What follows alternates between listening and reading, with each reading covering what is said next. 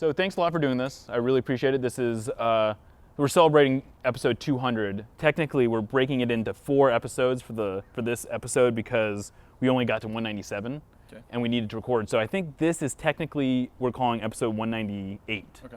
So congratulations on being episode 198. Brilliant. I think you were also part of episode 32, we'll call it. Yeah, 33. 33. 2 threes.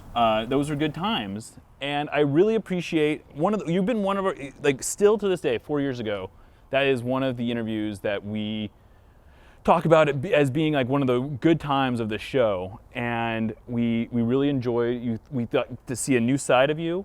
And I'm taking credit for that, sending you into superstardom. But on a serious note, it's been interesting to watch your progression becoming comfortable with the media.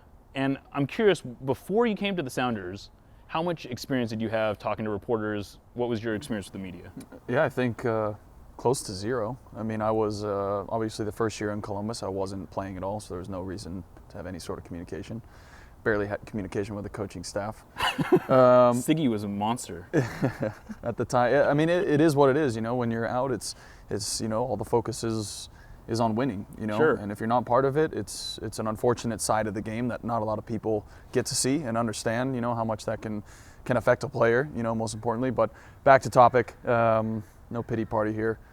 Second year, obviously, things started to roll. And you start to win games, and you go on to a championship, and they want to know why, and they want to obviously interview the veterans, but they also want to interview the unsung hero type of guys that I think a lot of those guys were on the team that year. So I got a bit of a taste of it, and to their credit, in Columbus were some very good reporters and even better people. So you felt like they were always on your side, and they weren't trying to throw you under the bus. And anytime you get those types of reporters who just truly, love the game and want to report both sides of it, and Sure. not just negative and bashing the team to get views on their website or whatever it is, but also they want to, praise certain aspects of the game that not a lot of people get and understand.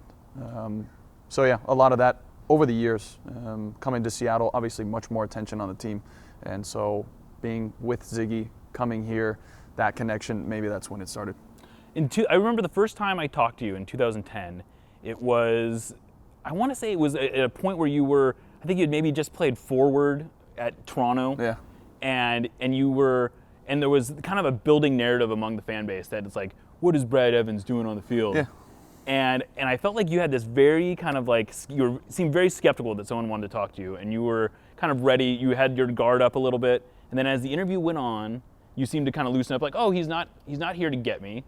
And it's been an interesting progression because now it's like you're the go-to guy for a lot of quotes. Yeah. And do you think there do you think of that? Like, are you conscious of the fact that reporters will constantly seek you out, especially when there's nothing else to write about? Yeah, I think if the game's a bit drab, I think you want to go to the person or player who understands the game tactically from an offensive standpoint and a defensive standpoint, positionally, tactically, whatever it is. And I think during the game, I remember certain bits and pieces of kind of what's going on. So I think maybe it's a bit of a better understanding of the game than some other guys who are just, well, we didn't finish our chances today, and that's... This is good. The hazards. Well, that is, I was going to say, that's not what you normally see flying over here. That, like Air Force One stuff. What is that? That's the Irish president is flying around in that thing. By the way, did you guys get what happened to Kovar last night? No, what happened to He was like on the phone or an interview with the Irish president last night. They invited him out. Yeah, somehow you guys got to interview him tomorrow and see exactly what happened. But I don't know. It's pretty intense. Is he Irish? Yeah, he's got his passport and everything. Yeah. So is the Irish president recruiting him to play for Ireland? I don't know the gist. All I know is him and Nagel. Well, Nagel, yeah. But I guess he got in somehow through like his mom. He got invited out to either be on the phone or sit down with an interview with the Irish president, something like that. Really? Yeah, like a really big deal. So maybe you should. That's breaking news for right here. You should pry into that tomorrow. For sure. Definitely should have to pry into that because that's good stuff. He Yeah. also has a dog named Bilbo, apparently. Yeah, when we just hung out yesterday. Yeah, I saw the Kodo, Bilbo bit, and apparently Bilbo. What's your dog's name again? Kodo. Kodo. Yeah. It's like mini me. It's like the hair is identical, everything. It's crazy. So back to topic. I think in those early years, I think I was definitely a scapegoat for a lot of fans. Even though we were extremely successful, and we've basically gone exactly how far we have in the past, and but which is fine. I understand. I think it was a product of me being brought here by Ziggy and being that sort of. I mean, you saw the Back to the Future thing yesterday that the Sounders put out, so that didn't help my cause. But yeah, being a product of coming from Columbus with Ziggy and playing multiple positions, and still finding success, but it didn't matter. There's always going to be that that banter, which is fine. And in the beginning, does it piss you off? Absolutely. Deep down, it you think. Personally, you think that you have a good understanding of the game and you understand why you're winning games or why you're losing games. And at the point, it got to a point where, it is what it is.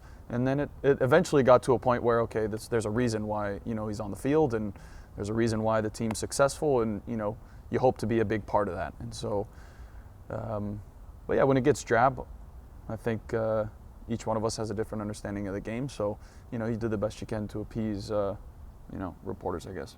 There you go. And does that something that you, like, clearly you're going to say stuff that players might read or coaches might read, and everything you've said, I'm sure, doesn't go over wonderfully with the guys in the locker room, but do you feel like there's an understanding, or is that something you have in your back of your mind that you need to be aware of how this is going to be interpreted? Yeah, of course. I think you're always skating that line a little bit of what's appropriate, what needs to be said.